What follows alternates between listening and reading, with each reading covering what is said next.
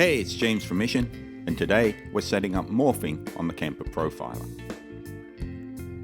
Morphing is a feature that combines two rig settings into a single preset and lets you blend or morph between them using a switch or an expression pedal. It's very useful when you want to change from a rhythm to a lead tone, or between two different tones in a piece of music where you would like to have a gradual blend between the two rather than a hard switch between presets. This is something you might often do in mixing, but morphing lets you do it in a live performance. Morphing is easy to set up, but there are several different methods depending on which controllers you're using. We'll start by setting up morphing with just the Kemper Remote, then we'll add an expression pedal. You can also use morphing without a remote or with other MIDI controllers, and we'll cover those at the end. There are links in the description below if you'd like to jump straight to a particular section. Okay, let's get started.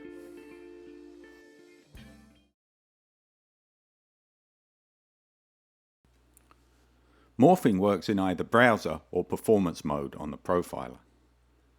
Right now we're in browser mode. We can switch to performance mode or back to browser, and the setup will be the same. First, we need to select the preset we want to use, so we'll select preset 3. You'll see that just above the switch are two green LEDs, and the bottom one is lit right now. All of the 5 preset switches on the remote have these two LEDs just above them. The bottom LED indicates that we have the bass tone selected. Pressing the preset switch a second time enables the morph tone, and you can see the top LED lights up and the bass tone LED gets dimmer.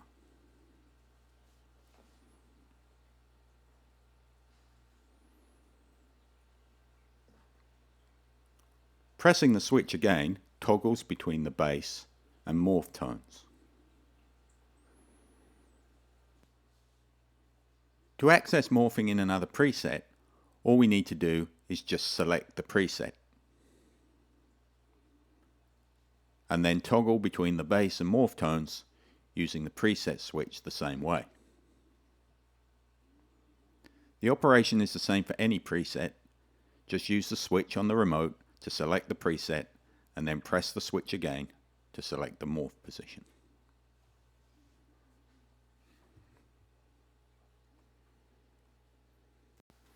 Okay, now we're familiar with the remote, let's set up a morph. First, we'll select the preset we're going to use. We'll use preset 4 and check the lower LED is lit to indicate the bass configuration. Now we'll adjust the controls on the profiler to set the tone we want our bass configuration to be. To start with something really simple, we'll just adjust the gain control between a rhythm and lead position.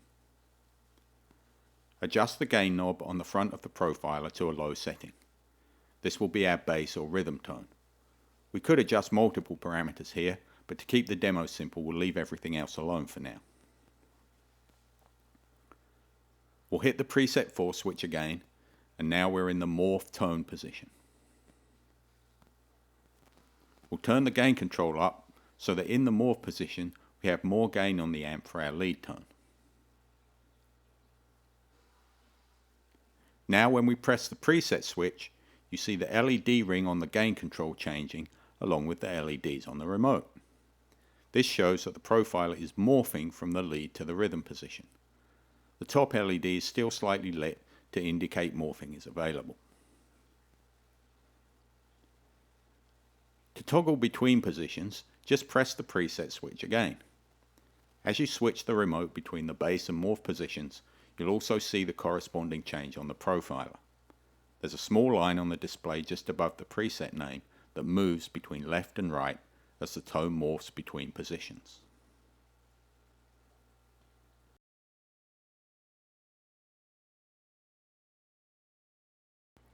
Adjusting the default morph settings is done from the Rig Settings menu.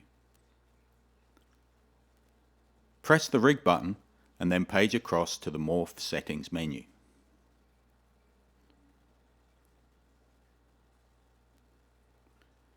There are 3 settings at the bottom of the display, for rise time, fall time and pedal.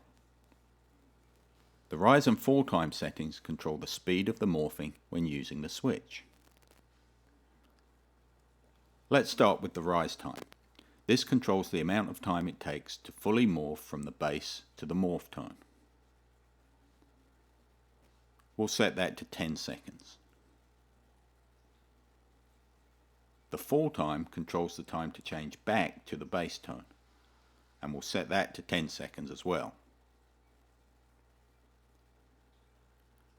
Now when we hit the switch on the remote, it takes 10 seconds for the tone to fully change from the bass tone to the morph tone. This is the rise time.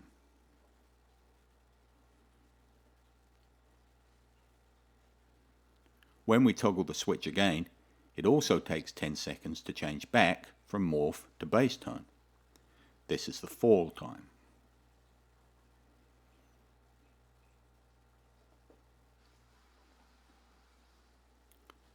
The rise and fall times do not have to be symmetrical. For example, we can set the rise time to 10 seconds and the fall time to 1 second.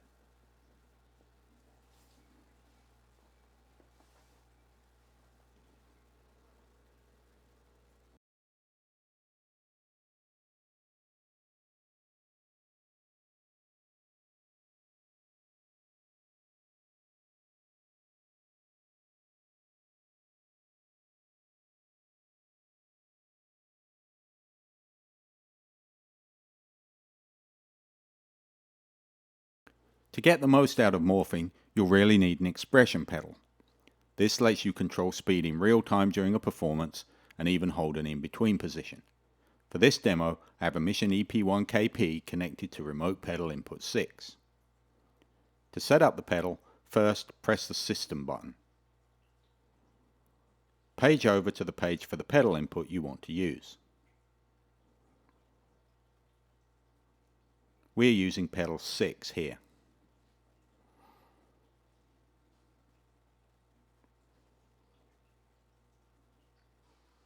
Set the function parameter to morph pedal.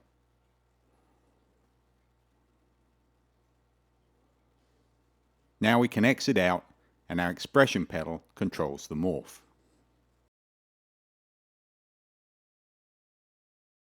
With the expression pedal connected, I can now control the morph speed in real time.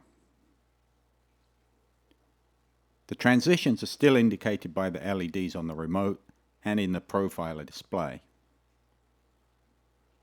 But because I have full control from the pedal, I can make the morph slow, hold it halfway, or go quickly. I can adjust it in real time rather than be dependent on the preset rise and fall times.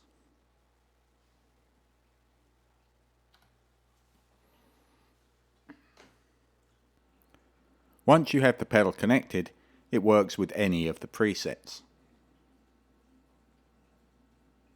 Here I'm on preset 5, and I'll move the pedal and you can see it morph between the two. I can switch to any preset and use the same expression pedal to morph.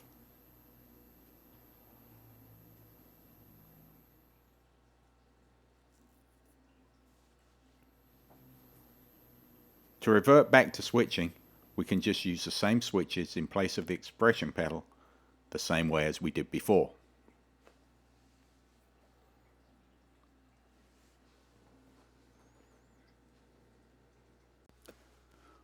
All of the variable parameters can be morphed, so let's set up something with some more effects. Bring up the rig menu, and for this preset I have no morph settings yet. Move the expression pedal or press the switch to select the bass tone. Let's start by adjusting the bass level gain. I'll set it to about 9 o'clock.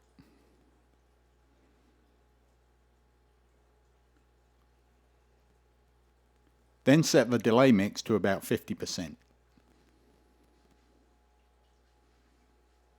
And let's do the same with the reverb. Now move the pedal or press the preset switch to select the morphed tone.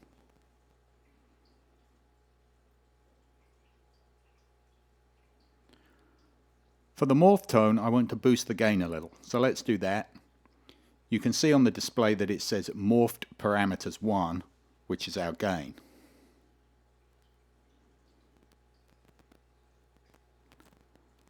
Let's add a little more. Since we are boosting the gain, I'll reduce the rig volume to balance the levels. And now you can see morphed parameters 2 on the display.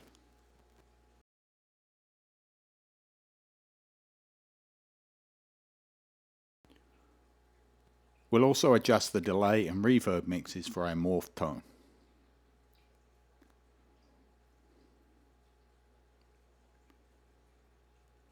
Now when we press the switch or move the expression pedal, all the parameters change.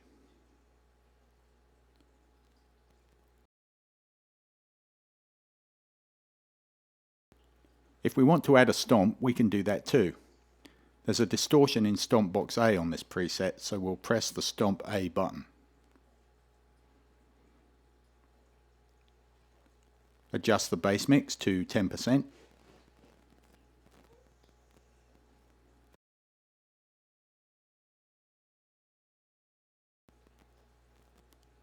Then switch to the morph position with the remote or pedal and set the mix to 20%.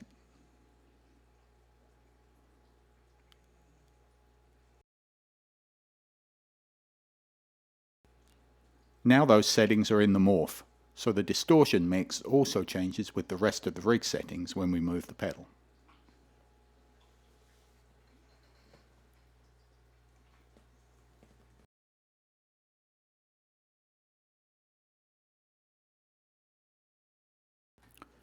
The morph settings can be saved as part of the rig. Press Store, Entire Rig, and Replace, and the rig is stored with the morph settings.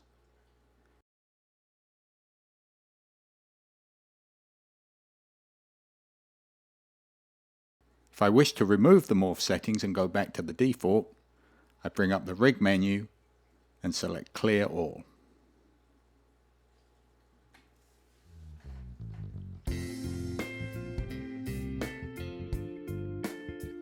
If you don't have a Kemper Remote, you can still use morphing. Just connect an expression pedal or a momentary switch to one of the switch pedal inputs on the rear of the profile. Then enable pedal 1 or 2 for morphing in the system setup, the same as we did for pedal 6 on the remote. If you have a third-party MIDI controller, you can assign the control you want to use to MIDI CC11 on the profiler for the morphing. That's it. Thanks so much for watching. If you have any questions or suggestions, please leave a comment down below. See you again next time.